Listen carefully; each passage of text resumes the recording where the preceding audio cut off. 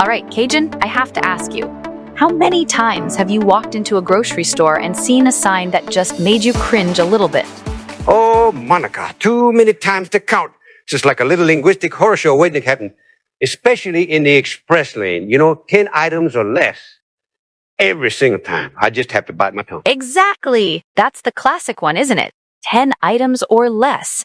And you just think, okay, but items are countable. We're talking about fewer items, aren't we? Precisely. It's one of those things that, honestly, even fluent, well-educated native English speakers get wrong constantly. And it's not even a new phenomenon. It's been happening for ages. It's just a tricky one. It really is. And I think part of the reason is that we hear it so often misused that it starts to just sound normal, like your brain just accepts it eventually. But deep down, for us grammar nerds, there's this little twitch. That's it. It's like a little linguistic splinter you can't quite get out. So for anyone listening who might be feeling a bit lost, let's break it down because it's not as complicated as it sometimes feels, right? Absolutely. Let's start with the basics, the golden rule, if you will.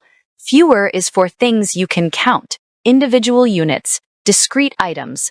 Think about apples. You have 3 apples, then you eat one, now you have fewer apples. Right. Fewer apples, fewer cars, fewer people, fewer mistakes, hopefully. If you can put a number in front of it and it makes sense, then you're almost certainly going to use fewer. It's about how many. Exactly. How many? And then less. This is for things you can't easily count individually, things you measure in bulk or in amounts. Things like water, sand, happiness, information.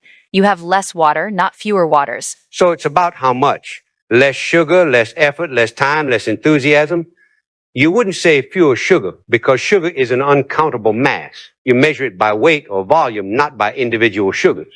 Yeah, exactly. So if we go back to our grocery store example, 10 items or fewer. Because items are distinct, countable things. You can point to item 1, item 2, up to item 10. You can count them. And the irony is, the people who write those signs probably aren't even thinking about it. They're just using what sounds natural to them, which goes to show how deeply ingrained the less error is, even for countable nouns.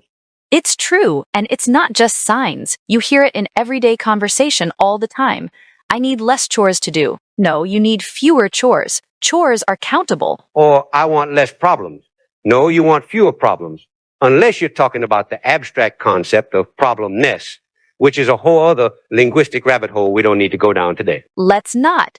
But what about the tricky ones, Cajun? Because there are exceptions, or at least common scenarios where less is used even with things that seem countable. Ah, yes, the notorious exceptions. This is where it gets really interesting and where the argument often comes in. The big 3 are typically time, money, and distance. For instance, less than 5 miles. Right, because technically miles are countable. 1 mile, 2 miles, 5 miles. So shouldn't it be fewer than 5 miles is? That's what you'd think following the strict rule. But with time, money, and distance, we often treat them as a single collective quantity or measurement rather than individual units. So less than 5 miles refers to a total distance, a unified concept of amount of mileage. Okay, that makes sense. Like less than 3 hours. You're talking about an entire block of time, not individual hours. Exactly. Or less than $20. You're thinking of a sum of money, a total amount, rather than 20 individual dollar bills. It's treated as an uncountable mass of value. It's funny how our brains implicitly make that shift, even if we don't realize it. So less than 5 years old sounds perfectly natural, even though years are countable. It does. Because you're talking about an age, a duration, a quantity of time. You're not counting individual years in the abstract sense. And this is why it's such a tough one, because it's not always a black and white rule you can apply rigidly. So how do we help our listeners navigate this? What's a good mental trick? I always go back to the original question. If you can ask how many and expect a number as an answer, then fewer is usually the way to go. How many items? How many people? How many hours did you work?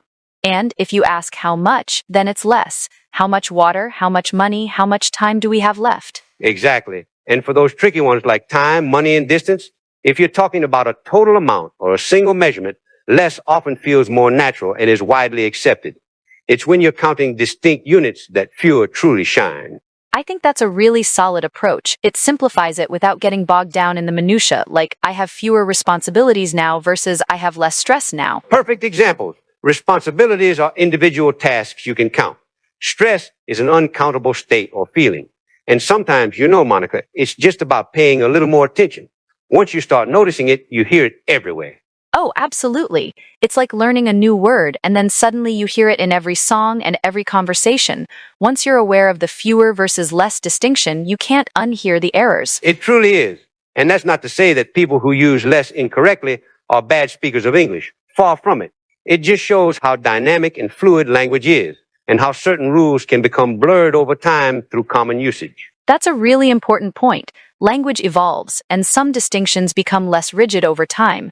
But for those who want to stick to the prescriptive grammar, this is one of those classic indicators of precision. Right.